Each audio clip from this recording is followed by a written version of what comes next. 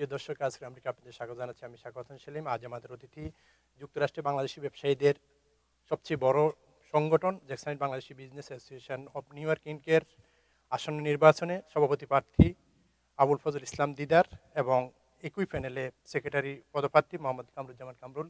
আপনার দুইজনকে স্বাগত। প্রিয় ধন্যবাদ। দর্শক, আমাদের দুই অতিথি আজকে যারা এই প্রোগ্রামে অংশ নিয়েছেন তারা প্রেসিডেন্ট প্রার্থী আবুল ফজল ইসলাম দিদার, তিনি এখানে তিতার সুপার মার্কেটের স্বত্বাধিকারী এবং তার রয়েছে আরও বিপি গ্যাস স্টেশন এবং সাওয়ে রেস্টুরেন্ট। এবং কামরুজ্জামান কামরুল, তিনি এখানে খাবার বাড়ি গ্রুপের অন্যতম স্বত্বাধিকারী এবং সিকে ফ্রোজেন ফিশ অ্যান্ড ভেজিটেবলসেরও অন্যতম স্বত্বাধিকারী।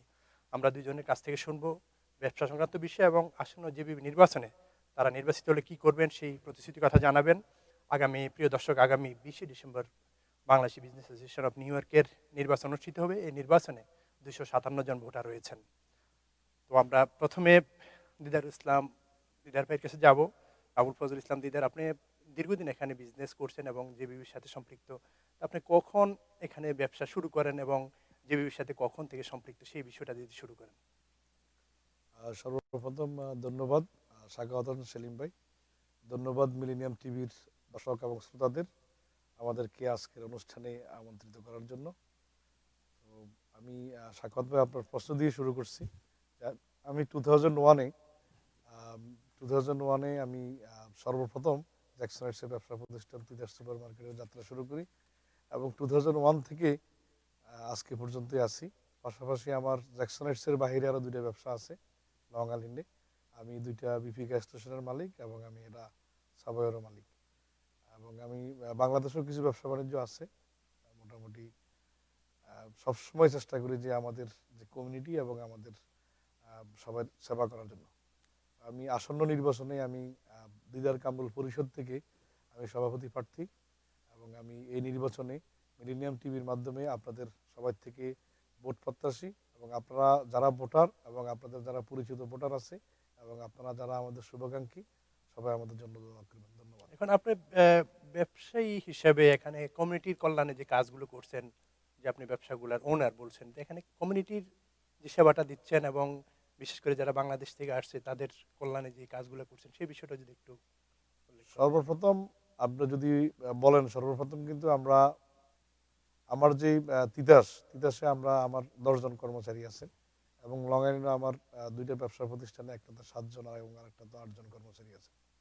এই কর্মচারীদের মধ্যে খালি 2 জন হলো অন্য দেশের, সবাই কিন্তু বাংলাদেশি। তো আমরা এখানে একটা এমপ্লয়মেন্টের সুযোগ করেছি, আমরা যে ব্যবসা বাণিজ্য করতেছি। এবং এই 20-25 জন বাঙালির উপরে 20টা পরিবার ডিপেন্ডেন্ট এবং এই 20 জনের উপরে মনে হয় 100 জন আছে, ওদের 100 জন ফ্যামিলি মেম্বার আছে এবং সবাই ভাই বোন সবাই আছে। এটা হলো যে ডাইরেক্ট হেল্প, যারা মনে করেন যে আমাদের এমপ্লয়ি আছে, ওদের পরিবার যেরকম আমার পরিবার, এটার উপরে আমি লালন পালন করি আমার বাচ্চাদেরকে। আমার এমপ্লয়িরাও সবাই এই ব্যবসার উপরে ডিপেন্ডেন্ট। এবং আসেন আমাদের যারা ক্রেতা এবং ভোক্তা, ওনাদেরকেও আমরা চেষ্টা করি সর্বোচ্চ সেবা প্রদান করার জন্য। এবং আমাদের যে দেশীয় পণ্য, এখানে যে আমাদের দেশীয় পণ্য আসে, যে আমরা আমাদের বাংলাদেশকে প্রমোট করি এবং আমাদের বাংলাদেশের আহ, যে আমাদের কৃষ্টি কালচার এবং আমাদের বাংলাদেশের যে ফুড, সব কিছুকে আমরা আমাদের ক্রেতাদের মাঝে বাংলাদেশ থেকে এনে উপস্থিত করার চেষ্টা করি।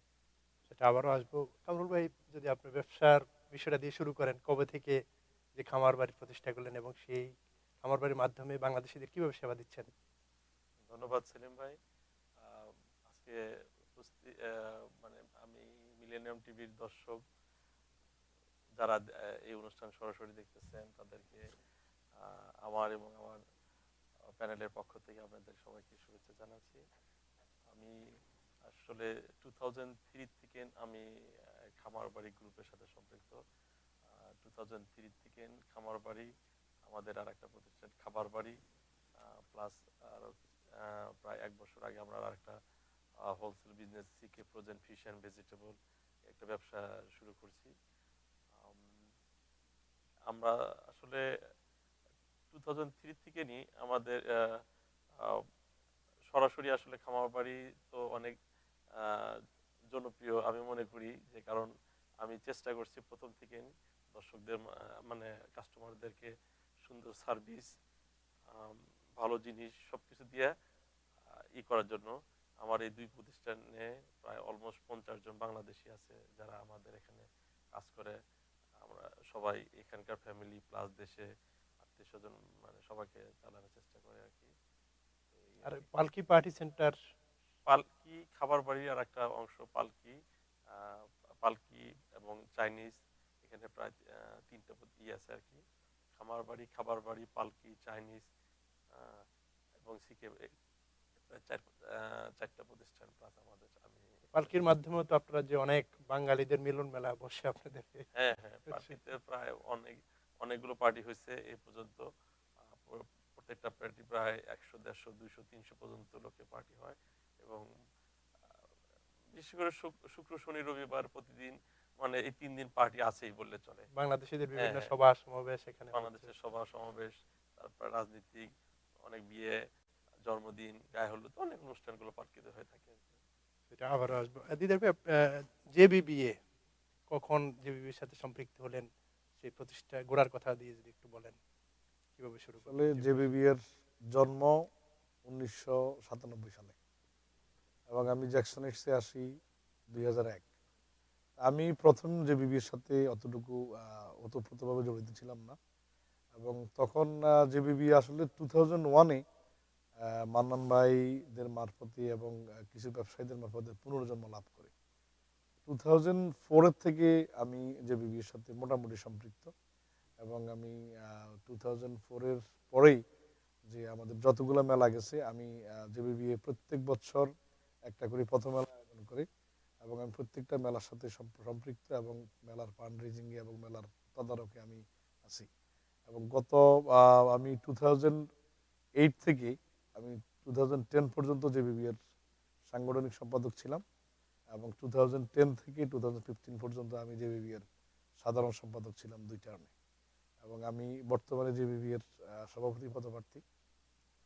তো আপনাদের আপনার কর্মকালীন যখন যে বিষয়ে সম্পৃক্ত হলেন এবং নেতৃত্ব দিচ্ছিলেন, সেখানে যে সফলতার বিষয়গুলো বলেন এবং কোন কোন বিষয়ে আপনারা সফল হতে পারেননি সেই বিষয়টা যদি বলেন। আসলে সফলতা এবং বিফলতা আপনি কাজ করতে গেলেই এটা মানে আপনার বিফলতা আমি বলিনি ঠিক, হ্যাঁ যে কোন আরো প্রত্যাশা ছিল আরো করবেন, যে কোন কাজটা ইচ্ছা ছিল বা আরো আকাঙ্ক্ষা ছিল যে এইগুলা করবেন, কিন্তু কেন করা যায়নি সেই বিষয়টা আর কি। আপনি যদি ওইটা বলেন যে আপনার এটা হলো যে জেবিবি একটা গতিশীলতা সবসময়ই আপনার এটা সফলতাও থাকবে বিফলতাও থাকবে এবং কাজ কখনো শেষ হবে না। যদি কোনো কাজ কখনো শেষ হয়ে যায় তখন কিন্তু একটা সংগঠন স্থবির হয়ে পড়ে, এটাকে সবসময় আগে এগিয়ে নিতে হয়। আমরা জেবিবিএকে এগিয়ে নেওয়ার চেষ্টা করেছি এবং জেবিবিএ আমি জেবিবিএর সাধারণ সম্পাদক হওয়ার আগ পর্যন্ত জেবিবিএ জেবিবিএর জন্মলগ্ন থেকে কখনো কোনো ট্যাক্স ফাইল করে নাই এবং জেবিবিএ কখনো জেবিবিএর যে 501(c)(3) জেবিবি যে একটা অলাভজনক প্রতিষ্ঠান, এটা কখনো জেবিবি এর যে সার্টিফিকেট থাকে আইআরএস থেকে যে 501(c)(3) সেটা ছিল না। আমরা জেবিবি এর 501(c)(3) করেছি এবং জেবিবি এর সবসময় সংবিধান ছিল কিন্তু সংবিধানটা স্বীকৃত ছিল না। আমরা সেই সংবিধানকে ডিপার্টমেন্ট অফ চ্যারিটিজ এবং আইআরএসে আমরা আইআরএসে ওদের কপি ওদের কাছে সাবমিট করেছি, ওদের কাছে কপি আছে এবং আমরা জেবিবির যে লোগো, যেটা আমাদের যে লোগো বা সংবিধানের যে লোগো আছে সেটাকে ট্রেডমার্ক রেজিস্ট্রি করেছি এবং জেবিবির যে কোনো ফান্ড এখন বাইরের থেকে নিতে পারে, সিটি এজেন্সি থেকে স্টেট থেকে সবকিছু নিতে পারে এবং জেবিবি এর tax file up to date আছে এবং জেবিবি এর যত হিসাব কিতাব আছে সবকিছুই সার্টিফাইড অ্যাকাউন্টেন্ট দ্বারা অডিট করানো আছে এবং আমি আপনাদেরকে এই ব্যাপারে আশ্বস্ত করতে পারি জেবিবিএ 1997 সালে জন্মের পরে আজ জেবিবি এর যৌবনে আছে এবং জেবিবি অনেক শক্ত অবস্থানে আছে। কামরুল ভাই যদি বলেন জেবিবির সাথে কখন সম্পৃক্ত হলেন। আমি অ্যাকচুয়ালি 2003 থেকে নিয়ে তো আমি ব্যবসার সাথে জড়িত জ্যাকসন হাইটে। ওই ওই সময় থেকে ওতপ্রোতভাবে জড়িত হই না জেবির সাথে। আমি মোস্টলি 2006-এর দিকে আহ, আমি ওই জেবির সাথে সম্পৃক্ত হই এবং 2008-10 এর দিকে আমি লাস্ট দুই টার্ম আমি কার্যকরী সদস্য হিসেবে থাকি, জেবির সাথে ছিলাম এবং একবার তো আমার মনে আছে যে আমি দ্বিতীয় সর্বোচ্চ ভোটে নির্বাচিত হয়েছি। সব মানে অনেক ভোটার জ্যাকসনের বাইরে আমাকে অনেক ভালোবাসেন, অনেক ওইবার আমাকে দ্বিতীয় সর্বোচ্চ ভোটে নির্বাচিত করেছিলেন। নির্বাচিত করছে। এবং আমি তো একটা মেলার আহ্বায়ক ছিলাম ওইবার। তো যখন দিদার ভাই সেক্রেটারি ছিল, ওইবার তো আমি সর্বোচ্চ মানে এই পরিমাণ লোক হয়েছিল যা বলার মতো না। প্লাস ওইবার আমি প্রায় জৈবের ইতিহাসে সর্বোচ্চ লাভ লাভের একটা অংশ ওটা আমি ওই কোষাধ্যক্ষ করে জমা করেছি আর কি। এটা আমার খুব মনে আছে। একবার সদস্য সচিব ছিলাম। আম, মেলা কমিটি প্রতি বছরই আমাকে অর্থ কমিটির সাথে জড়ে রাখে আর কি। আমি এদের সাথে আছি আর কি। সেটাই। দিদার ভাই, একটা বিষয়ে যদিও আপনারা ব্যবসায়ীরা সবাই আবার ঐক্যবদ্ধ হয়েছেন, মাঝে কিন্তু একটু আপনারা দুই ভাগে বিভক্ত হয়ে গিয়েছিলেন। তো সেই বিষয়টা আসলে যদি একটু সংক্ষেপে বলেন, কেন এই বিভাজনটা? আর যদি ভবিষ্যতে, যেহেতু আপনারা এখন যে নির্বাচন করছেন, আপনারা এক গ্রুপ বলা যায় দুইটা দ্বিধা বিভক্ত, যে দুইটা প্যানেল হয়েছে, যদি আবারও তারা নির্বাচিত, আপনারা নির্বাচিত হন, তারা আবার যদি অন্যদিকে যাবে, আপনারা নির্বাচিত, তারা যদি অন্যদিকে যায়, এমন কোনো আশঙ্কা আছে কিনা, সেই বিষয়টা বলেন। আপনার প্রশ্ন দিয়েই শুরু করি। আসলে যে বিভাজন যেটা, সেটা আসলে মনে করেন যেটা মানুষের সহজাত ধর্ম। আমরা সবাই বলেন যে নেতৃত্বের পাগল। এটা কিন্তু আমাদের যে বিভাজনটা হয়েছে এটা নেতৃত্বের জন্য। আমাদের সর্বপ্রথম জেবিবি আমাদের প্রাণের সংগঠন। আমরা জেবিবিকে ভালোবাসি। কামরুল ভাই যেটা বলেছেন যে আমাদের জেবিবিএ প্রত্যেক বছর একটা মেলা করেন এবং এটা নিউ ইয়র্কের সর্ববৃহৎ মেলা হয়। এবং এখানে আমরা এই মেলার সাথে আমি, কামরুল ভাই, আমাদের আপনি বলতে পারেন তিতাস, খামারবাড়ি, হাটবাজার, প্রিমিয়াম ইত্যাদি, মেঘনা, মিনা বাজার, মান্নান, সবগুলো গ্রোসারি এবং সবগুলো বড় প্রতিষ্ঠানই জড়িত। এবং আমি কৃতজ্ঞতা জানাই আরও আমাদের যারা ডোনার আছেন, যেটা পুতুল ডিস্ট্রিবিউটার্স, সিমার্ক ফুড এবং শাহজালাল ফুড এবং আমাদের সাধারণ ফুড, ইউরো ফুড এবং আপনার ইস্ট এশিয়া ট্রেডিং, মায়া, লক্ষ্মী এবং আমাদেরকে আরও অনেক আমাদের ডোনার আছেন, স্কোয়ার, সবাই কিন্তু এই আমাদের কানেকশানে, যেহেতু আমরা সরাসরি ওদের ক্রেতা এবং এটার জন্যই মনে করেন তারা তাদের পণ্যকে আমরা কাস্টমারদের মাঝে, গ্রাহকদের মাঝে বিতরণ করে থাকি, আমরা সেল করে থাকি, বিক্রয় করে থাকি। যেহেতু আমরা ওদের পণ্যকে বিক্রয় করি, আমরা ওদেরকে প্রমোট করি এবং ওই জন্যই ওরা এই ফান্ডের করেন, সবসময় ফান্ডের যোগান দিয়ে থাকেন এবং ওরাও চায় যে জ্যাকসন হাইটে একটা ভালো লোক সমাগম হয়ে থাকে। এই জন্যই এবং আমাদের যেই বিভাজন যেটা হলো, সেটা আমরা সবসময় চেয়েছি জ্যাকসন হাইটস একটা ব্যবসায়ী জ্যাকসন হাইটসে জেবিবিএ একটা ব্যবসায়ী প্রতিষ্ঠান, একটা ব্যবসায়ীদের সংগঠন। আমরা চাই না যে এখানে কোনো অব্যবসায়ী কখনো আমাদের নাকের ডগায় এসে ছড়ি ঘুরাবে এবং আমাদেরকে নেতৃত্ব দিবে। আমরা নেতৃত্ব যদি কারো দেওয়ার শখ থাকে, যদি কারো দেওয়ার ইচ্ছা থাকে, তার জন্য অনেক প্ল্যাটফর্ম আছে। সে জ্যাকসন হাইটসে সে আমাদের বাংলাদেশ সোসাইটিতে যেতে পারে, সে আমাদের আঞ্চলিক সংগঠনে যেতে পারে, সে বিভিন্ন প্রফেশনাল সংগঠনে যেতে পারে। কিন্তু জেবিবি এটা একমাত্র ব্যবসায়ীদের সংগঠন। আমি যতদিন জ্যাকসন হাইটসে ব্যবসা করি, ততদিনই আমি জেবিবি এর নেতৃত্ব দিতে সক্ষম হবো এবং জেবিবি এর নেতৃত্বে থাকবো বা জেবিবি এর সাথে সম্পৃক্ত থাকবো। যদি আমার জ্যাকসন হাইটসের ব্যবসা না থাকে, তাহলে আমি জেবিবি এর ওয়েলউশার হইতে পারি, কিন্তু আমি জেবিবি এর মেম্বার হইতে পারি না।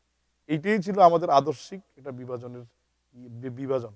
এবং এইটাতেই যাই মনে করেন যে যারা কিছু লোক নেতৃত্বের আশা করেন এবং ওনাদের হয়তো ইচ্ছা ছিল যে মনে করেন যে ওনারা যদি প্রকৃত ব্যবসায় আসে, তাইলে ওনারা হয়তো নির্বাচিত হইতে পারবেন না। এই জন্যই বিভাজনটা হয়েছে। না হলে আমরা যে জেবিবিএ, আমরা এখন যে জেবিবিএ এনওয়াই যেটা, সেটাই কিন্তু জেবিবি এর এটাকে নিয়ে আমরা আমাদের সংবিধান প্রণয়ন করেছি এবং এটাকে আমরা এজিএম করে কিন্তু আমরা এটা পাস করিয়েছি যে এটা জেবিবিএ থাকবে এবং এই জেবিবিএকে আমরা একটা প্ল্যাটফর্মে দাঁড় করাবো।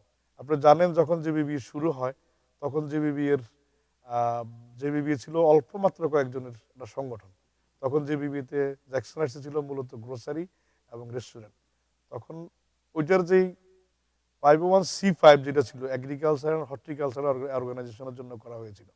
এখন জেবিবিতে অনেকগুলো মিডিয়া আছে, অনেক ট্যাক্স প্রিপেয়ার আছে, ডক্টর আছে, লয়ার আছে, বিভিন্নমুখী সংগঠন। এই জন্য আমাদের প্রয়োজন হলো 501(c)(3 এবং 501(c)(5 থেকে 501(c)(3-তে কখনো কনভার্ট করার সুযোগ ছিল না। এবং এই 501(c)(5 যেটা ছিল, it was also revoked by IRS. এই জিনিসগুলো আমাদের আগের নেতৃত্ব কখনো এই জিনিসগুলো নিয়ে মাথা ব্যথা করে নাই এবং এই জিনিসগুলো কখনোই ওনারা ফিক্স করেনি। আমি দায়িত্ব নেওয়ার পর থেকেই আমি এটা চ্যালেঞ্জ হিসেবে নিয়েছি এবং ইনশাল্লাহ আমি আপনাদেরকে বলতে পারি আমি যে বিবিতে থাকি বা না থাকি আমি আমার সফলতার চাপ কিছু রেখে গিয়েছি। হ্যাঁ, যে বিবি দ্বিধাবিভক্ত হয়েছে কিন্তু আমি নীতির প্রশ্নে কখনো আপোষ করিনি। যে আমি যদি ছেড়ে দিতাম তাহলে আমাদের প্রাণপ্রিয় সংগঠন, যে আপনারাও আমাকে কখনো পছন্দ করতেন না, যে আপনি যে আপনি টাফ হলেন না এবং আপনি জিবিবি যে আপনার প্রাণের সংগঠন সেটার জন্য আপনি নড়েন নাই। তো যাক, এ নিয়ে যেটা দ্বিধাবিভক্তি হয়েছে, তো দ্বিধাবিভক্তি হওয়ার পরে আমি নিজেও ব্যথিত হয়েছি। আমি কিন্তু কখনোই চাইনি দ্বিধাবিভক্তি হোক। দ্বিধাবিভক্তি হয়েছে এবং আমরা যে বিবিএর দ্বিধাবিভক্তি হওয়ার পরে আমরা সবাই বিভিন্ন প্রশ্নের সম্মুখীন হয়েছি। ইনশাল্লাহ আমরা এখন আবার একত্রিত হয়েছি। আমরা অতীতকে নিয়ে আর কথা না বলে আমরা ইনশাল্লাহ সামনে আগাবো এবং যে বিবিকে যে নেতৃত্বে আসুক আগামী 20 তারিখের যে নির্বাচন, যে নেতৃত্বে আসবে, আমি যদি জিতি অথবা আমি যদি হারি, আমরা ইনশাল্লাহ 21 তারিখে বসে আবার একত্রে চা খাবো। যে বিবি এক, যে বিবি এক থাকবে। ধন্যবাদ।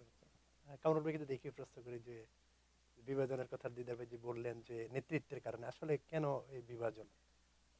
আহ, আসলে নেতৃত্বর এই বিভাজন তো বেশি দিন আসলে আগে থেকে এটা শুরু হয় নাই। লাস্ট 2 টার্মে থেকে ওই যখন একটা ভোটার লিস্ট তৈরি করা হয়েছিল, এখানে কিছু কিছু ভোটার আছে যে ভোটারগুলো হয়তো তাদের অনেকের ব্যবসা প্রতিষ্ঠান আহ, ছিল না, অথবা ব্যবসা প্রতিষ্ঠানগুলো একটু মানে হয়তো কোনো সাইনবোর্ড অথবা ছিল না প্রপারলি, যেটা আমাদের নির্বাচন কমিশনের দরকার ছিল সেটা প্রপার ঠিক মতো তারা দিতে পারে না বলে এইগুলো নিয়ে একটা মানে দুইটা গ্রুপ হয়ে গেছে আর কি। তো যেটাই হোক, অনেকদিন দুই গ্রুপ আলাদা ছিল। তারপরে যেহেতু আমরা তো এক গ্রুপেই, যেহেতু জেবিএর সাথে ছিলাম প্রথম থেকে, এখনো জেবিএর সাথেই, যে একটাই আমরা মনে করি। যেহেতু আহ, এখন যেহেতু আমরা একসাথে ইলেকশন করতেছি 20 তারিখে, আমরা এই এখানকার মানে ব্যবসায়ীরা যাদেরকেই পছন্দ করে যে ভোটের মাধ্যমে জয়যুক্ত করুক, আমরা জিতি বা হারি এটার জন্য কোনো নাই। আমরা যে সাথে আগেও ছিলাম, এখনো আছি, ভবিষ্যতে এবং থাকবো। ভোটারদের রায় মেনে নেবেন হ্যাঁ, হ্যাঁ, সেই ভোটারদের বিষয়টাই। যে যে রায় হোক আমরা ওটা মেনে নেব, কোনো রকম আমাদের কোনো রকম আপত্তি থাকবে না। আর এ নিয়ে আমরা জীবনে কোনোদিন ওই বিভাজনের পথে যাব না আর কি। আমরা যে বিবের সাথে আছি এই যে বিবের সাথে নিয়ে সারা জীবন থাকবো, যতদিন রেস্টুরেন্টের ব্যবসা আছে। সেই বিষয়ে আহ, দিদার ভাই আমরা আপনি বললেন যে বিভাজনের কথা এখানে আপনি জানেন আপনাদের যে যারা প্রতিদ্বন্দ্বী জিকু তারেক পরিষদ তারা একটা কথা বলে যে আপনারা সাধারণ সভায় আপনার যে সংবিধান যে গঠনতন্ত্র যে আপনাদের গঠনতন্ত্র রয়েছে সেটা যে আপনারা সংশোধনী এনেছেন সেখানে সাধারণ সভায় যেভাবে হয়েছে সেইভাবে নাকি সেটা প্রণীত হয়নি গঠনতন্ত্র ফাইনালি সে আসলে সেই বিষয়টা যদি বলেন। এটা আমি অসত্য, এটা সত্যি না এবং আমাদের কাছে সকল প্রমাণ আছে এবং আমাদের কাছে সিগনেচার শিট আছে যে ওই দিন ওই কি কি সাধারণ সাধারণ সংশোধনী আছে? সাধারণ সভায় কতজন লোক ছিল। আমাদের কাছে ভিডিও ক্যামেরা আছে এবং আমাদের যারা প্রতিদ্বন্দ্বী আছেন ওনারা সেদিন সেখানে উপস্থিত ছিলেন। আমরা কিসের আলোকে এই সংবিধান প্রণয়ন করেছি, কিসের আলোকে এই সংবিধান আমরা আমরা এক নতুন কর্পোরেশন করেছি, সমস্ত কিছু আমরা আলোচনার ভিত্তিতে আমাদের যারা আমার আমার যারা পূর্বে যারা সভাপতি ছিলেন, সাধারণ সম্পাদক ছিলেন এবং জেবিবি এর উপদেষ্টা যারা ছিলেন, যারা প্রতিষ্ঠিত ছিলেন, সবার সাথেই আমরা আলোচনা করে নতুন কর্পোরেশন করেছি এবং এই সংবিধান প্রণয়ন করেছি। আমরা সংবিধান প্রণয়ন করতে যেয়ে আমরা যদি বলেন যে আমরা কখনো পারফেক্ট হইনি বা পারফেক্ট না, আমরা যেখানে মনে করেছি যে এই অসুবিধাটা আছে বা এই ধারাটা সংযোজন করলে জেবিবির উপকার হবে, কোনো ব্যক্তি বিশেষণ না, সেভাবে আমরা করেছি। আমরা কোনো গোষ্ঠীকে বা কাউকে টার্গেট করে নেই এবং এটাকে ভোটাভুটিতেও দেওয়া হয়েছে এবং এটা ভোটাভুটির মারফতেও পাস হয়েছে। এখন যদি কেউ বলেন এবং যদি ওনারা আমার মনে হয় সত্যের অপলাপ করতেছেন, ওনারা আসলে সবাইকে আম, আমাদের সত্য তথ্যটা পরিবেশন করতেছে না। ওনারা যদি আসে কখনো, যদি আমার কখনো এরকম সুযোগ হয় বলার এবং যদি সুযোগ হয় বসার, আমি যদি আপনারাও দেখতে চান, আমি আপনাদেরকে চ্যালেঞ্জ ছুড়ে বলতে পারি আমাদের কাছে সমস্ত এভিডেন্স আছে, যেটা বলতেছে সেটা সাধারণ মানুষকে বিভ্রান্ত করা। এটা দিদার ভাই এখন আপনি নির্বাচনে খুব গুরুত্বপূর্ণ সময় পার করছেন আপনারা ভোটারদের কাছে কি বিষয় নিয়ে যাচ্ছেন আবার প্রতিশ্রুতিগুলো কি যদি সেই বিষয়টা যদি বলেন। আমরা ভোটারদের কাছে যাচ্ছি যে আসলে জেবিবি এর যে মূল উদ্দেশ্য ছিল যে আমাদের যারা জেবিবি এর মেম্বার সদস্য সবাইয়ের মাঝে একটা হৃদ্যতা, একটা একটা ভাব আমাদের মধ্যে যাতে আমরা একে অপরকে সহযোগিতা করতে পারি, সৌহার্দ্য, সেটাই ছিল আমাদের মূল উদ্দেশ্য। এবং আমরা সেই উদ্দেশ্যেই জেবিবি এর সৃষ্টি করেছি। আপনি দেখেন যে এখন কালেকটিভ সোসাইটি, আমরা কিন্তু একে অপরের উপরে ডিপেন্ডেন্ট। আমি আমি মনে করেন জ্যাকসন এসে গ্রোসারি ব্যবসা করি, আমার কাপড় কিনতে আমি যে আমাদের কাপড়ের ব্যবসায়ী ওনার কাছে যাই, কাপড়ের ব্যবসায়ী আমার কাছে গ্রোসারি ব্যবসা করে।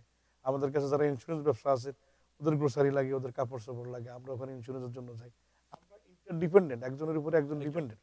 আমরা যদি 257 জন, আমরা সবাই কিন্তু 257টাই বস। আমরা যে 257 জন আছি, আমরা 257 জনের 257টা ফ্যামিলি আছে, এবং আমাদের যে এমপ্লয়ি আছে, যদি সবাই সবাই অন্য ব্যবসায়ীগুলো সাপোর্ট করি, এবং আমরা যদি এক বাক্যে যদি আমরা ঐক্যবদ্ধ হই, আমাদের আরেকটা জিনিস হলো আমরা ঐক্যবদ্ধ থাকা।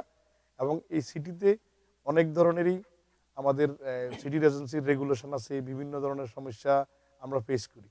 যদি আমি একা যদি কোনো কিছু বলতে যাই, আমার ওই ভয়েসটা ভালোভাবে হার্ড হবে না। যদি আমরা 10 জনে মিলে একটা ভয়েস দিই, তাহলে সেই জিনিসটা ভালোভাবে হার্ড হবে। উল্লেখযোগ্য আপনাদের যে প্রতিশ্রুতিগুলো রয়েছে, সেই প্রতিশ্রুতি আর কি কি রয়েছে? আমার প্রতিশ্রুতির মধ্যে আছে, আমরা আসলে জ্যাকসনাইটসে আপনারা জানেন যে এটা ভালো ইসলামিক সেন্টার নাই। তো আমাদের জ্যামাইকার যে কমিউনিটিটা কিন্তু বেড়ে উঠেছে জ্যামাইকা মুসলিম মুসলিম সেন্টারকে সেন্টারকে কেন্দ্র কেন্দ্র করে। যদি জ্যাকসনাইটসে যদি আমাদের একটা এরকম মুসলিম সেন্টার থাকে, তাহলে কিন্তু জ্যাকসনাইটসটা কিন্তু কখনো আমাদের আবেদন পুড়িয়ে যাবে না, সবসময় মানুষ থাকবে, সবসময় আসবে।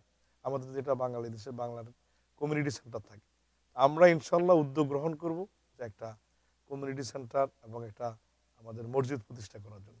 এবং আমাদের মধ্যে যে বিবিএতে অনেক আছেন, আমাদের আছে, মনে করেন যে আমাদের সবসময় সবার ব্যবসা বাণিজ্য সেম থাকে না।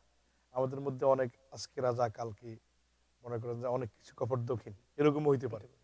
আমাদের যারা জেবিবি এর মেম্বার আছে বা মেম্বার থাকবে বা মেম্বার ছিল, আমরা চেষ্টা করব যে আমরা যদি আমাদের মধ্যে কেউ মৃত্যুবরণ করে, ওনার লাশ আমরা বিনা পয়সা বাংলাদেশে পাঠাবো, অথবা এখানে সৎকারে যে পয়সা যেটা খরচ হয় সেটা আমরা বহন করব। এবং ইনশাল্লাহ এই টার্মে আমরা জেবিবি এর মেম্বারদের জন্য যে 50টা কবরস্থান আমরা ক্রয় করব, এবং এই 50টা কবরস্থানের মধ্যে অনলি যাতে এটা আমাদের জেবিবি এর মেম্বারদেরকে, জেবিবি মেম্বার এবং তাদের ফ্যামিলির জন্য অগ্রাধিকার পায় সেটা। এবং আমরা বিভিন্ন সময় আমাদের যে ট্রেড শো এবং আমাদের সেমিনার, যে আমরা নতুন ব্যবসায়ীরা আসি যারা, ওদেরকে ওয়েলকাম করা, এবং ওই ব্যবসায়ীদের যাতে কি সুবিধা অসুবিধা আছে সেটাকে দেখা, এবং ওনাদেরকে যে আমাদের যে সিটি রেগুলেশন সম্বন্ধে অবহিত করা, বিভিন্ন সেমিনার আয়োজন করা।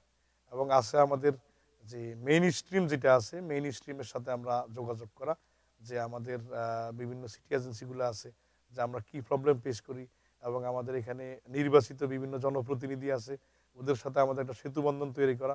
এবং আমাদের যে জ্যাকসন হাইটসে আরেকটা সমস্যা হলো যে জ্যাকসন হাইটসে আমাদের 73rd স্ট্রিটটা হাফ রেসিডেন্সিয়াল হাফ কমার্শিয়াল, এখানে দুইটা বড় বিল্ডিং আছে। এবং আমাদের বাংলাদেশিদের যে আমাদের ব্যবসায়ীদের চাপ আছে, এই জন্য কিন্তু আমাদের যারা রেসিডেন্টস আছে যে দুইটা বিল্ডিংয়ের, তাদেরও কিন্তু অসুবিধা হয়, নয়েজ পলিউশন হয়। এটাকে আমরা স্বীকার করে ওদের সাথে একটা সৌহার্দ্যের সম্পর্ক আমরা তৈরি করা, এবং পাশাপাশি বোঝানো যে আমরা তোমাদের জন্য লাইবিলিটি না, আমাদের তোমাদের জন্য অ্যাসেট। আমি একটা ওদের সাথে আমাদের একটা মত বিনিময় বলছি, দেখো তোমরা কিন্তু এই অ্যাপার্টমেন্টের দাম ছিল কিন্তু $1,00,000, এখন কিন্তু এটা $1 মিলিয়ন, এটা কিন্তু আমাদের বদলতে হয়েছে। সুতরাং যে আমাদের কিছু শর্টকামিং আছে, হ্যাঁ কিছু নয়েজ পলিউশন হয় এবং কিছু সাউন্ড হয়, কিন্তু তোমরা অর্থনৈতিক যে বেনিফিটটা পাচ্ছ সেটি সেই জিনিসটাও তোমরা দেখো। এই বিষয়গুলো আপনি কামরুল ভাই যে যোগ করেন, যে নির্বাচনী প্রতিশ্রুতি কি বিষয় নিয়ে ভোটারদের কাছে যাচ্ছেন?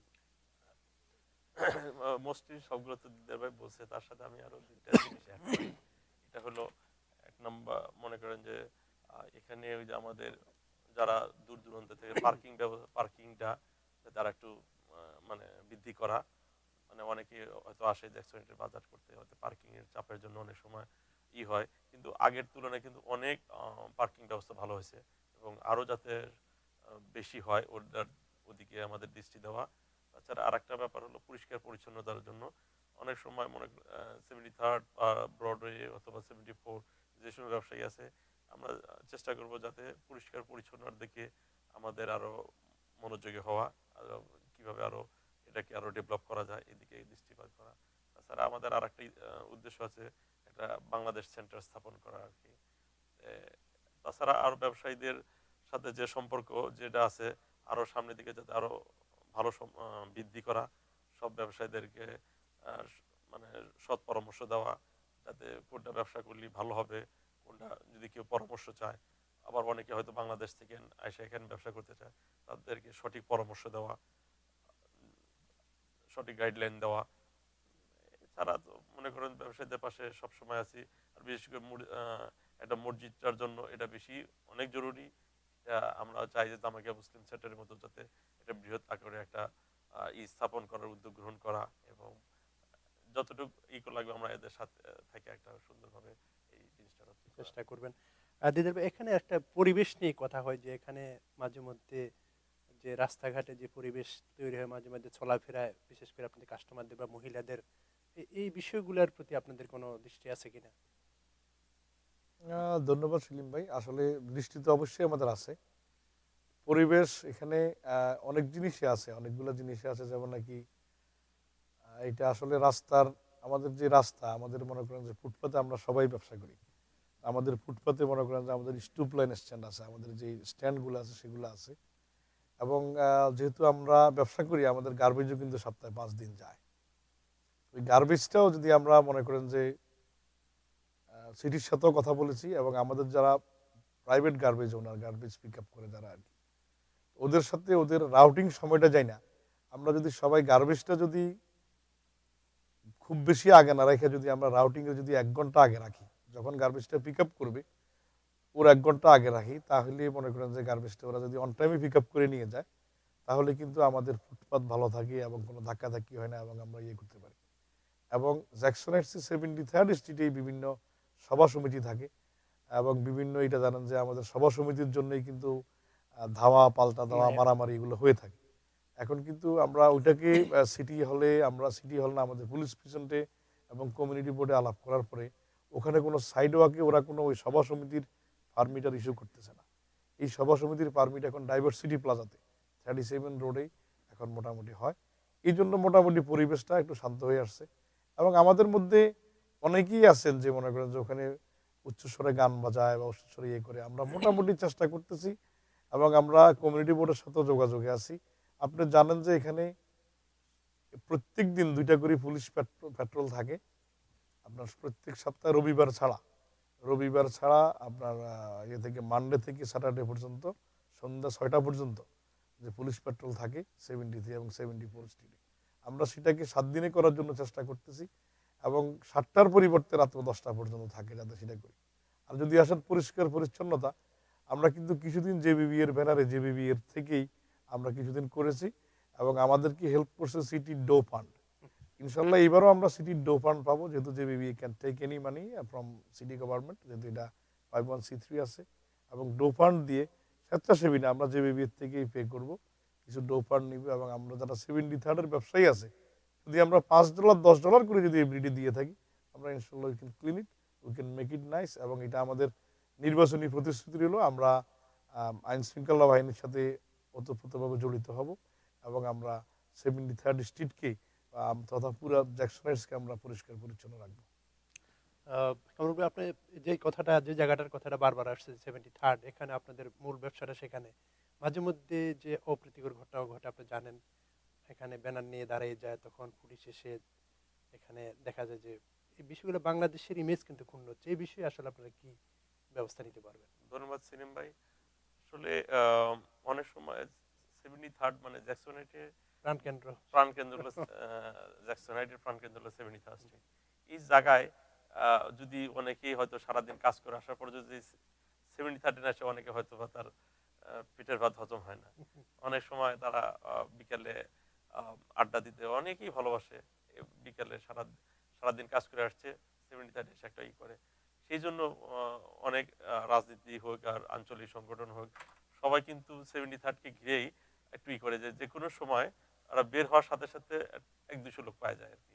সেই জন্যই ওরা এই জায়গাকে একটু করে, যে চেষ্টা করে যে এখানে যদি মানে বাংলাদেশের যে কোনো একটা রাজনীতিক হোক আর যে কোনো একটা ঘটনা যদি ওরা হঠাৎ করে দাঁড়িয়ে যায়, এখানে লোকজন মিডিয়া পাওয়া তো যায়। 1-2-3-তে চলে আসে আর কি। এই জন্য এরা এই জায়গাকে বেশি করছে। তারপরে আমরা তো চেষ্টা করি যে পাশে বড় বড় দুইটা রেসিডেন্সিয়াল বিল্ডিং আছে, তাদের কমপ্লেনের জন্য এরা যখনই বের হয় তখন আমি তাদেরকে রিকোয়েস্ট করি যে এটা ডাইভার্সিটি প্লাতে যাওয়ার জন্য, যেহেতু এই জায়গায় কোনো পারমিশন আর দেয় না, পুলিশ পিছন থেকে তো পারমিশন ওরা নিতে পারে না, সেই জন্য হঠাৎ করে করে এবং 2-4-5-10 মিনিটের মধ্যে এরা শেষ করে ফেলে। অনেক সময় চেষ্টা করি বলার জন্য, অনেক সময় পারি, অনেক সময় পারি না, কিন্তু তারপরেও যারা করে এখন বেশিরভাগই কিন্তু ডাইভার্সিটি প্লাজাতেই এই জিনিসগুলো হয়। আগে এগুলো হয়তো, কিন্তু এখন খুব কম দেখা যায়। তারপর আপনারা মানে দৃষ্টি রাখছেন যে হ্যাঁ, হ্যাঁ, এরকম আমাদের বিষয়টা। দৃষ্টি আছে। আহ, দিদার ভাই, আরেকটা বিষয় যে এখানে ভেন্ডাররা রয়েছে, ক্ষুদ্র ব্যবসায়ীরা রয়েছে, তারা কিন্তু আপনাদের মেম্বার না, তাদের কি মেম্বার করার কোনো আপনাদের ভবিষ্যৎ পরিকল্পনা আছে কিনা? না, আমরা ওনাদেরকে মেম্বার করতে পারি না। যদি ওদেরকে মেম্বার করতে যাই, this is a conflict of interest. ওনারা আমাদেরই কারো বন্ধু, কারো ভাই বা কারো আত্মীয় স্বজন। আমাদের ওনাদের বিরুদ্ধে কোনো কিছু নাই, কিন্তু ব্যবসার নেচারটা কিন্তু ভিন্ন। আমরা মনে করেন যে 10,000, 20,000, 25, $30,000 ব্যবসা আমরা রেন্ট পে করি, এবং আমরা বিভিন্ন ধরনের যে আমাদের সামনে যে আমাদের যে সাইড ওয়াক ক্লিনিং এর জন্য আমাদের দায়িত্ব থাকে। কিন্তু যারা রাস্তার উপরে ভেন্ডার, যদি তার কোনো রেন্ট নাই, তার কোনো কর্মচারী নাই, তার কোনো ট্যাক্স নাই, কোনো লাইবিলিটি নাই, যদি সেম টাইপসের পণ্য বিক্রি করি, তাহলে কিন্তু এটা আমাদের উপরে অবিচার করা হয়। আমরা বরাবরই এটার বিরুদ্ধে আমরা সোচ্চার। এবং আমাদের আরেকটা সমস্যা কিন্তু হয়, আপনারা জানেন 74 স্ট্রিটে যেই গার্বেজ বিন ছিল, ওই গার্বেজ বিনগুলো আমরা সিটি থেকে রিকোয়েস্ট করে এনেছি যে গার্বেজ বিনে যদি আমাদের যারা পথচারী যারা আছেন, যারা রেস্টুরেন্ট থেকে খেয়ে বের হয়েছেন, হয়তো হাতে হাতে একটা কফি কাপ আছে, ওইটা ওখানে ফেলবে, বা হাতে ছোটোখাটো যেটা ময়লা আবর্জনা আছে ওইটা ফেলে দিবে। কিন্তু পরবর্তীতে কি হয়েছে, কি দেখা গেছে যে আমরা আমাদের যারা ব্যান্ডার, তারা করে কি, রাত্রে যাওয়ার সময় ওখানে তাদের সমস্ত গার্বেজ ফেলে যায়, যত কফি কাপ যত কিছু যায়। ওই গার্বেজ ফেলার পরে যখন আমাদের পথচারীরা ফেলে, তখন সেটা উপসে রাস্তার উপরে পড়ে, এবং সেটার জন্য টিকিটটা যে কে খায়, যে জরিমানাটা সেটা কিন্তু আমাদের উপরে আসে। এইটা কিন্তু আমাদের ইচ্ছাকৃত না, এবং এটা আমরা করিও নাই। আপনারা দেখেন যে এখানে যে ফুড ভেন্ডাররা আছে, আপনারা যদি একটা রেস্টুরেন্টে যান, সেখানে খেতে গেলে আপনার লাগবে $10, $7, $5। আপনি একটা ভেন্ডারের কাছে যান, আপনার $4 একটা জাইরো পাবেন, এবং তার কোনো ধরনের সে কোনো কাউকে, তার বাথরুম নাই, কেউ বাথরুম ইউজ করতে পারে না, হ্যান্ড ওয়াশিং ফ্যাসিলিটি নাই, কোনো ফ্যাসিলিটি সে দিচ্ছে না। কিন্তু সে করতেছে একটা লোক 60 টাকা দিয়ে খাইয়া আমারই হয়তো বা কোনো স্টোরের সিঁড়িতে বসে খাচ্ছে, ব্যাংকের সিঁড়িতে বসে খাচ্ছে, পরবর্তীতে সে কিন্তু রাস্তার উপরে গার্বেজটা ফেলে চলে যাচ্ছে। সে কিন্তু আমাদেরকে এখানে হেল্প করতেছে না, এখানে কিন্তু আমাদের ডিসঅ্যাডভান্টেজ হচ্ছে। সুতরাং আমরা কোনোভাবেই তাদেরকে আমাদের সমিতিতে নিতে পারি না, এটা আমাদের কনফ্লিক্ট অফ ইন্টারেস্ট হয়। এবং আরেকটা জিনিস হলো, আমাদের যারা রাস্তায় ভেন্ডার আছে, আপনি ওনাদের খালি বেচার বিক্রি করার সুযোগ হলো, পারমিট আছে only religious item, only books. কিন্তু তারা আজকে কাপড়ও বিক্রি করে, জানামাজ বিক্রি, অনেক কিছু বিক্রি করে, যেটা বিক্রি করার জন্য আমাকে, আমার আরেকজন মেম্বার, আমার আরেকজন সদস্য $1,000 পে করতেছে, হাই রেন্ট। সুতরাং আমরা এটাকে কোনো সময় ওয়েলকাম করতে পারি না। কিন্তু সিটি তাদেরকে পারমিশন দিচ্ছে। সিটি তাদেরকে পারমিশন দিচ্ছে অনলি রিলিজিয়াস, অনলি বুক, কিন্তু ওরা বুকের আড়ালে অনেক কিছু বিক্রি করে। সেটা সিটি আসি ক্র্যাকডাউন করে, মাঝে মধ্যে করে, মাঝে মধ্যে চলে যায়, মাঝে মধ্যে করে, মাঝে মধ্যে চলে যায়। কিন্তু আমরা সেটা চেষ্টা করতেছি সিটিকে বোঝানোর জন্য। এবং নিউ ইয়র্ক সিটিতে ইকোনমি একসময় খারাপ ছিল, সিটি অত শক্তভাবে ক্র্যাকডাউন করতে পারে না এবং করে নাই। কিন্তু আমাদের যে আদর্শিক জায়গা, সেটা থেকে আমরা তো বিচ্যুত হতে পারি না, যেহেতু দুই ধরনের ব্যবসা। কামরুল ভাই যদি এই বিষয়ে যোগ করেন কিছু, দিদার ভাই যেটা যেমনটি বললেন। হ্যাঁ, দিতে ভাই যেটা বলছে এটা ঠিক। আসলে যারা অনেকে আছে যে অনেকে হয়তো $10,000 রেন্ট পে করতেছে প্রতিদিন, প্রতি মাসে, অথচ সেই আইটেম যদি সেই একটা আইটেম যদি $10 বিক্রি করে, এই আইটেমটা যদি বাইরে $5, $6 বিক্রি করে, তাহলে তো দর্শকরা বাইরে থেকে নেবে, তখন ওই ব্যবসায়ী ভাই তার ব্যবসা থেকে ব্যবসা করতে পারবেন না, আস্তে আস্তে তার ব্যবসা করার জন্য সে এক সময় দেখবে যে তার ব্যবসা গুটে এসে চলে গেছে। সেই জন্য আসলে তো সে যেহেতু একটা তার ভাড়া আছে, কর্মচারী আছে, অনেক খরচ আছে একটা প্রতিষ্ঠানের, সেই জন্য তার দিক দিয়ে আমাদের এটা সব দিক দিয়ে বিচার বিবেচনা করে এটা তো দেওয়া ঠিক না। সেটাই দিদার ভাই, আরেকটা বিষয় আমরা বিভিন্ন ব্যবসায়ী থেকে বিষয়টা জেনেছি যে বাংলাদেশ থেকে কোনো মাল আনতে গেলে পরে সেখানে ট্যাক্স সহ দামটা বেশি পড়ে, আর একই জিনিস অন্য দেশ থেকে আনলে সেখানে কম পড়ে। এই বিষয়ে আপনাদের কোনো ধারণা আছে কিনা? বা আপনারা নিজে তো ইম্পোর্ট করেন। এটা আসলে বিভিন্ন দেশের টেরিফের উপর নির্ভর করে। যে মনে করেন যে বাংলাদেশ থেকে যে পণ্য আমরা আমদানি করি, এটা আমাদের বাংলাদেশ সরকারের সাথেই ইউএস সরকারের একটা বাইলেটারাল এগ্রিমেন্ট থাকে এবং ট্যাক্স কোডের উপরে পড়ে। এবং আপনি জানেন যে মোস্টলি বিদেশ মানে আপনি হয়তো মিন করছেন চায়না থেকে। তো চায়না এবং মেক্সিকো, যে আমেরিকার যেটা মোস্ট ফেভারেবল নেশন, এই দুইটা বা ওদের স্ট্যাটাস আছে, একটা হলো চায়না এবং মেক্সিকো। বেসিক্যালি ওরা বলতে পারেন যে ট্যাক্স ফ্রি অনেক কিছু আসে বিভিন্ন টেরিফ ছাড়া, এই জন্য এখানে সস্তা পড়ে। কিন্তু অনেক সময় গুণগত মান দিয়ে যদি বিবেচনা করি, আমরা দেশ থেকে যেগুলো আনি সেগুলো আমাদের ভালো থাকে, এবং আমাদের দেশ থেকে যে সমস্ত পণ্য আসে সেসব আমরা এখানে যে সমস্ত পণ্য বাজারজাত করি, এগুলো তো বাঙালিদের ফুড এবং আমাদের নিত্য প্রয়োজনীয় ব্যবহার্য জিনিস। সুতরাং এটাতে কোনো বড় ফারাক পড়ে না। কামরুল ভাই, আপনিও ব্যবসার সাথে যে ব্যবসার কথা বলছি সেটা আমদানির বিষয়ে আপনিও সম্পৃক্ত। আসলে যে দামটা বেশি পড়ার কারণে দেখা যায় যে কোনো কোনো ব্যবসায়ী অন্য দেশ থেকে মালটা আনে, বাংলাদেশ থেকে হয়তো আর একটু কম হলে পরে বাংলাদেশ থেকে আনা যায়। তো এরকম বিষয়টা যদি না, এটা আসলে আমাদের বাংলাদেশিরা, আমরা যারা যে ব্যবসার সাথে জড়িত, এই ব্যবসার আইটেমটা শুধু একমাত্র বাংলাদেশেই বেশি পাওয়া যায় এবং বাংলাদেশি আইটেমটাই বেশি চলে। তারপরে আমরা বিশেষ করে এই যে আম, মাছ এবং ফ্রোজেন কিছু সবজি টবজি এগুলো আমরা ইম্পোর্ট করি থাইল্যান্ড, বার্মা থেকে। ওটা হলো, ওটা ঠিক আছে আর কি। দাম আরো মনে করি যে বাংলাদেশের তুলনায় অনেকটা কম পড়ে, কারণ হলো যে অনেক সময় বাংলাদেশে মাছ ঠিক মতো ওই বিনিময় নাই। আগে অনেক ছিল, আস্তে আস্তে অনেক কমে যেতেছে। কিন্তু থাইল্যান্ডে ওরা অলরেডি একটা প্রজেক্ট করে এগুলো বিক্রি করে, যার ফলে কিন্তু সেম সেম নদী মাছ, একই পানির মাছ, যার ফলে স্বাদ কোনো পার্থক্য নাই। আম, সেজন্য এখানে আমি মনে করি যে অলমোস্ট সেম। সেটা দিতে যে বিষয়টা যে আপনি যেভাবে নেতৃত্ব দিয়েছেন দীর্ঘদিন, বাংলাদেশের মন্ত্রীরা যখন আসে, ব্যবসায়ীরা যখন আসে, আপনারা দেখি যে তাদের সাথে বসেন, মিটিং করেন, কিন্তু এই বিষয়গুলো সেখানে আপনারা তুলে ধরেছিলেন কিনা? হ্যাঁ, আমি আমাদের অর্থমন্ত্রী, মাননীয় অর্থমন্ত্রী মহোদয় এবং আমাদের মাননীয় পররাষ্ট্রমন্ত্রী মহোদয় এবং অন্যান্য মন্ত্রী মহোদয়ের সাথে বিভিন্ন সময় আলাপ আলোচনা করেছি। এটা বাংলাদেশের ট্যাক্সের সমস্যা না, এটা হলো যে বাংলাদেশ সরকারের সহযোগিতা।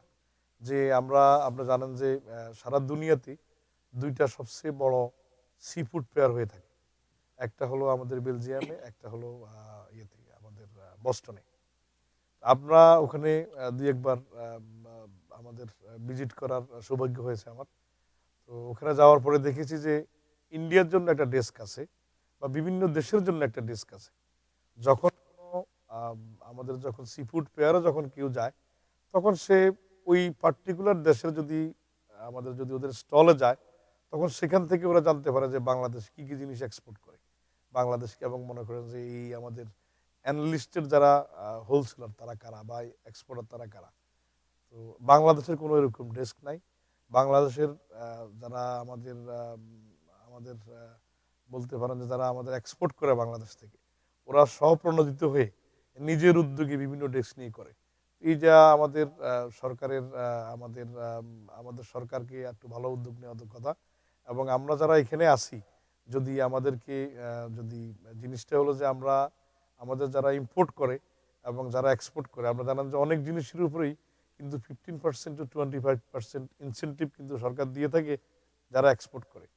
যদি মনে করেন সেটার সাথে যদি আমরা নিজেরা যদি কেউ আনতে চাই, এখান থেকে যদি আমরা ইম্পোর্ট করি, যদি আমাদেরকেও সেটার সাথে শরিক করা হয়, আমরা যদি ইনসেন্টিভের কিছু অংশ পাই, বা আমরা কিভাবে পেতে পারি সেগুলো নিয়ে আলাপ আলোচনা করেছি, তাহলে হয়তো আমরা আমাদের এখানে যারা আমাদের ক্রেতা আছেন, তাহলে আমরা হয়তো এর কিছু অংশ হয়তো ক্রেতাদের মাঝে বিতরণ করতে পারতাম, আমাদের পণ্য সামগ্রীর দাম হয়তো কিছু কমে আসতো। কামরুল ভাই, আপনি মেলার সাথে সম্পৃক্ত ছিলেন, এখানে মেলার আর কি কি মেলা করা যায়, যে একটা পথ মেলা ছাড়া আর অন্য পণ্যের সামগ্রী নিয়ে কোনো মেলা করা যায় না, সেই পরিকল্পনা রয়েছে কিনা আপনাদের? একটা হয়তো আমার একটা আছে যে বাংলাদেশ থেকে যদি অনেক বাংলাদেশে তো অনেক ধরনের আছে, জিনিস আছে যেগুলো নিয়ে আমরা একটা একটা আহ, বড় ধরনের একটা রপ্তানি বাণিজ্য মেলার মতন একটা এখানে আমরা করতে পারি। আহ, এটার জন্য তো জায়গাও আছে। আহ, মানে শুধু উদ্যোগ গ্রহণ করা আর কি। উদ্যোগ গ্রহণ করলে মানে আমরা চাই যে বাংলাদেশে অনেক জিনিস যেটা এক্সপোর্ট হয়, এই জিনিসগুলো যদি আমরা এই দেশে আমরা যদি একবার মেলার মাধ্যমে যদি এগুলো করতে পারি, আমি জানি যে বাংলাদেশের এই এই অনেক অনেক আছে আর কি, ভবিষ্যৎ আছে এটা। স্যার দিদার ভাই যদি যোগ করেন এই বিষয়টা নিয়ে।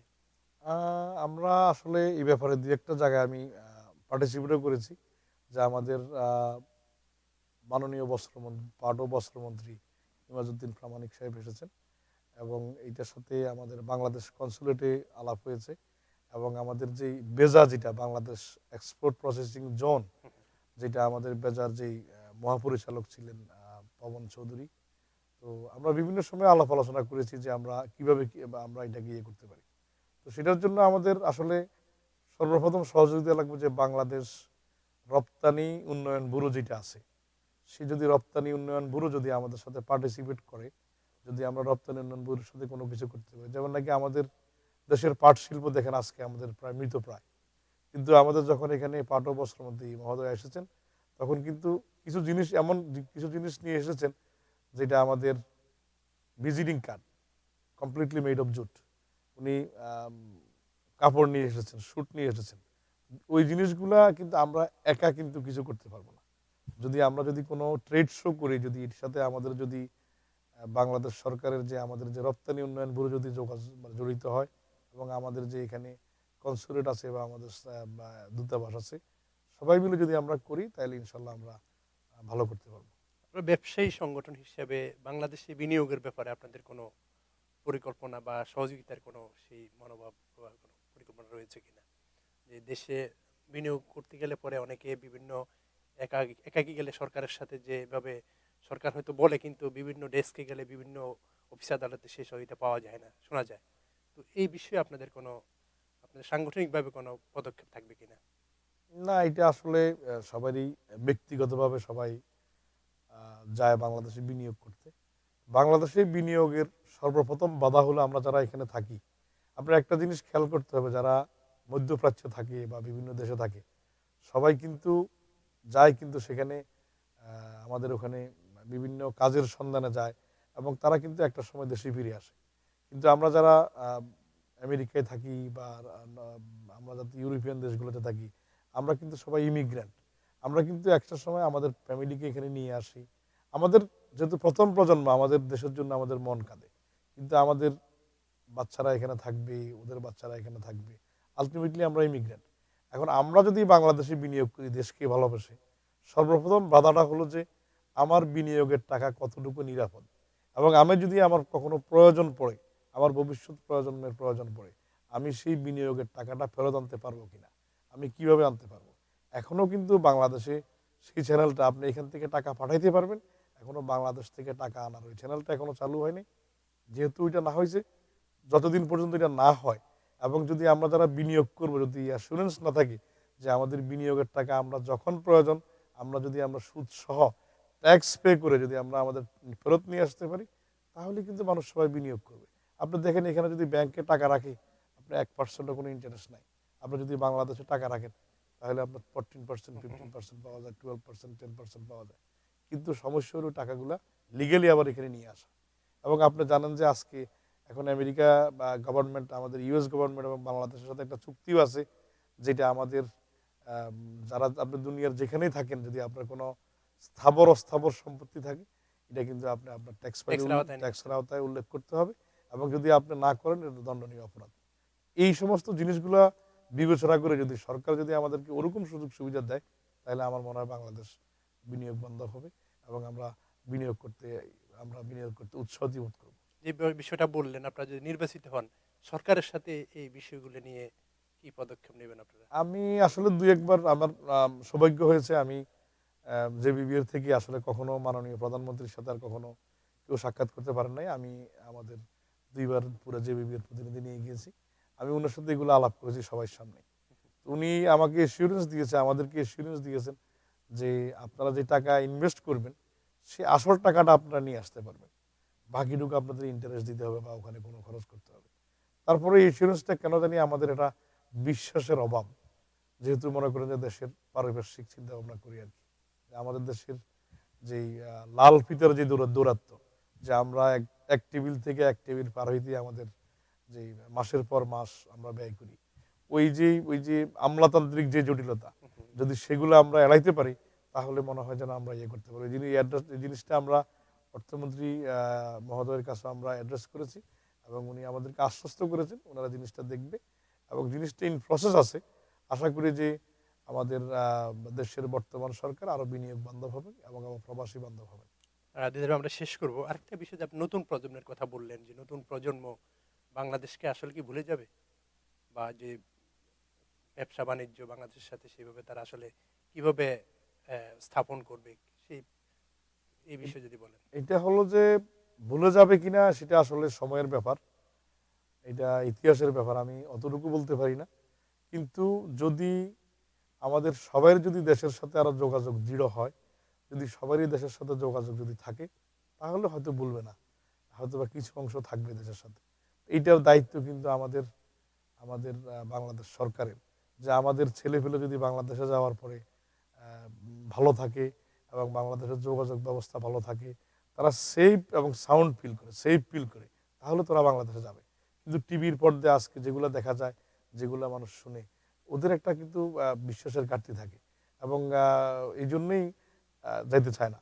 এখন যদি মনে করেন যে আপনি যারা, তারা যখন ছোট থাকে তারা কিন্তু পাগল থাকে, দেশে ওদের নানা থাকে, নানি থাকে, ফুপা ফুপি, চাচা, মামা, খালু। কিন্তু একটু বড় হওয়ার পরে যখন তারা এগুলো দেখে, তখন তাদের কাছে আর ভালো লাগে না, তারা সেফ, মিডিয়ায় দেখার পরে তাদের একটা তারা সেফ ভীতি। ফিল করে না। হুম, হুম। সেফ না ফিল করার পরে তারা যেতে চায় না, একটু বড় হলে তারা যেতে চায় না, বিভিন্নভাবে বিভিন্ন বাহানা করে। তো আমরা আমাদের দেশের যে দেশের আমাদের যে সরকার, এবং যদি আমরা যদি একটু প্রবাসী বান্ধব হয়, এবং সর্বপ্রথম দেশের বাংলাদেশ সরকারকে রিকগনাইজ করতে হবে যে আমাদের প্রবাসীদের অর্জিত মানিতে, অর্জিত অর্থে বাংলাদেশের অর্থনীতি আজকে সচল, এবং প্রবাসীদেরকে যাতে ওখানে হেনস্থা করা না হয় এবং প্রবাসী বান্ধব হয়, এবং ওরা যাতে অ্যাটলিস্ট আপনার থেকে কিছু করতে হবে না সরকারের, অ্যাটলিস্ট আন্তরিকতাটা দেখে যে না, রিকগনাইজ করতেছে, একটা নির্বিঘ্নে কেউ যাওয়া আসা করতেছে। যদি ওইটা হয় তাহলে মরবে না আমাদের নতুন প্রজন্ম, বাংলাদেশে যাবে আসবে, দেশের সাথে সেতুবন্ধন থাকবে, যোগাযোগ থাকবে। দিদার ভাই, যেহেতু ইলেকশনকে কেন্দ্র করে আজকে এসেছেন আপনারা এখানে, তো আপনাদের ভোটারদের উদ্দেশ্যে কিছু বলার থাকলে বলতে পারেন, আমরা এখানে শেষ। আমি ধন্যবাদ। আমি আসলে মিলেনিয়াম টিভিকে ধন্যবাদ জানাই এবং মিলেনিয়াম টিভির দর্শক শ্রোতা এবং মিলেনিয়াম টিভির কলাকুশলী যারা আছেন পর্দার অন্তরালে, এবং আপনি সঞ্চালক, আপনার মারফতে আমরা বলতে চাই যে আপনাদের মাঝে যারা ভোটার আছেন, তারা আমাদেরকে আরেকবার সুযোগ দিয়ে দেখেন। আমাদের অতীত রেকর্ড রয়ে গেছে। হ্যাঁ, আমরা পারফেক্ট ছিলাম না, আমরা হয়তো সব কিছু করতে পারিনি, কিন্তু আমাদের সফলতার পাল্লাও কম ভারী নয়। আমরা অনেক কিছু ইনশাল্লাহ করেছি, ভবিষ্যতেও করব।